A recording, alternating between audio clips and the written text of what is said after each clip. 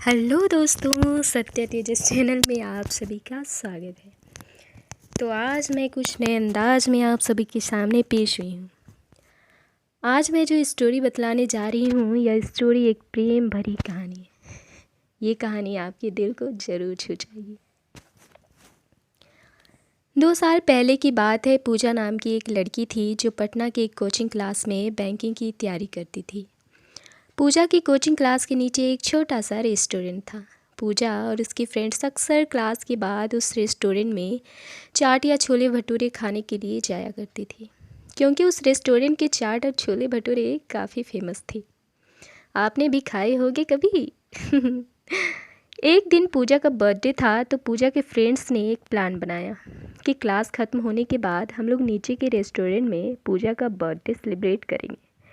Class ख़त्म होने के बाद पूजा के फ्रेंड्स ने पूजा को नीचे रेस्टोरेंट में बुलाया और पूजा को उसके बर्थडे का सरप्राइज़ दिया। अब सभी कोई मिलकर बर्थडे को सेलिब्रेट करने लगे। उस रेस्टोरेंट के काउंटर पर एक 24 साल का लड़का कैशियर का काम करता था। जब पूजा और उसके फ्रेंड्स बर्थडे सेलिब्रेट करने के बाद रेस्टोरेंट से बाहर जाने लगे, तब उस लड़के ने पूजा को आवाज़ लगाई। सुनते हैं क्या आवाज़ लगाई? उस लड़के ने आवाज़ लगाई। लड़के ने कहा, मैम, ये हमारी तरफ से आपके बर्थडे का छोटा सा गिफ्ट। पूजा ने कहा, थैंक यू। रात को जब पूजा ने उस लड़के के द्वारा दिए गए गिफ्ट को खोला तो देखा कि अंदर एक छोटी सी प्रिंसेस थी, जो कि एक पेड़ के नीचे बैठी थी, और उस गिफ्ट के अंदर एक लेटर भी था। पूजा ने उस लेटर को पढ़ा। उसमें लिखा था, पूजा, आप बहुत ही मासूम और प्यारी हो। जब भी आप रेस्टोरेंट में आती हो तो मेरी नज़रें सिर्फ आपके चेहरे को ही देखती रहती है। आपकी मुस्कुराहट को देखकर मेरे भी चेहरे पे एक चमक आ जाती है। वैसे मेरा नाम रोहित है। अगले दिन जब पूजा और उसके फ्रेंड्स रेस्टोरेंट में आए तो काउंटर पे बैठा रोहित पूजा की तरफ ही देखा, लेकिन पूजा ने अपनी नज़रें झुका ली और अपनी फ्रेंड से बातें करने लगी। अब जब भी पूजा रेस्टोरेंट आती तो रोहित की तरफ एक झलक देखती और फिर उसे इग्नोर करने लगती, और इसी तरह कुछ दिन बीत गए। रोहित पूजा से बात करना चाहता था, लेकिन पूजा की तरफ से कोई जवाब नहीं मिलने के कारण रोहित भी बात करने की हिम्मत नहीं जुटा पा रहा था। एक दिन जब क्लास के बाद पूजा रेस्टोरेंट आती है तो देखती है कि काउंटर पर रोहित की जगह कोई दूसरा लड़का बैठा है। पूजा सोचती है कि शायद रोहित का तबीयत ख़राब होगा, इसलिए वह आज काम पे नहीं आया। लेकिन देखते ही देखते 1 सप्ताह बीत जाता है।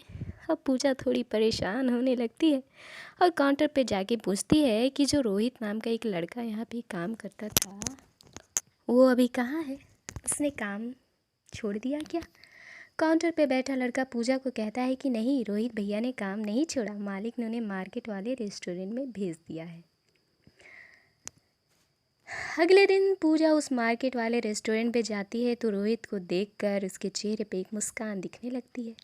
रोहित पूजा को देखकर तुरंत काउंटर पे बाहर आ जाता है और कहता है, मैम, आप यहाँ पे और आपके फ्रेंड्स नहीं आए? पूजा कहती है, नहीं, बात ऐसी है कि मैं कुछ काम से मार्केट आई थी और मुझे थोड़ी भूख लग गई तो मैं यहाँ आ गई। रोहित ने कहा, अच्छा किया मैम, आप बैठो, मैं आपके लिए कुछ लेकर आता हूँ। पूजा ने कहा, आपका नाम रोहित है ना?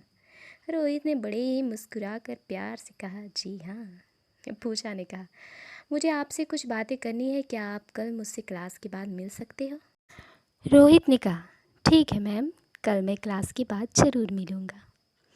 क्लास क्लास क्लास ख़त्म होने के बाद दोनों मिलते हैं। पूजा रोहित से कहती है कि देखो, आप मुझे अच्छे लगते हो, लेकिन मैं इस प्यार में नहीं पड़ना चाहती। मुझे अपनी पढ़ाई और कैरियर को देखना है। रोहित ने कहा, देखो मैम, मैं ऐसा कुछ नहीं करूँगा जिससे कि आपकी पढ़ाई को नुकसान हो, लेकिन मैं क्या करूँ, आपको देखते ही देखते मुझे कब प्यार हो गया मुझे पता ही नहीं चला।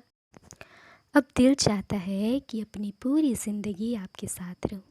पूजा रोहित की बात सुनकर वहाँ से चली जाती है। रात में पूजा सिर्फ रोहित के बारे में ही सोच रही थी, क्योंकि पूजा के दिल में भी रोहित के लिए प्यार जगने लगा था। अगले दिन शाम में पूजा मार्केट वाले रेस्टोरेंट में जाती है और रोहित को एक लेटर देकर वहाँ से चली आती है। रोहित जब उस लेटर को पढ़ता है तो उसमें लिखा रहता है, रोहित, मुझे भी आपसे प्यार होने लगा है। ये पढ़कर रोहित की खुशी का ठिकाना नहीं रहता। वह उस लेटर को चूमता है और अपनी जेब में रख लेता है। तो इस तरह से पूजा और रोहित की प्यार की शुरुआत होती है। तो आप लोगों को ये कहानी कैसा लगा हमें कमेंट पे ज़रूर बतलाइएगा। और अगर आप चाहते हैं कि इसी तरह का कहानी मैं आप लोगों के सामने लाऊं तो प्लीज़ सब्सक्राइब कर दीजिएगा। Thank you for watching and bye bye. आप हमेशा खुश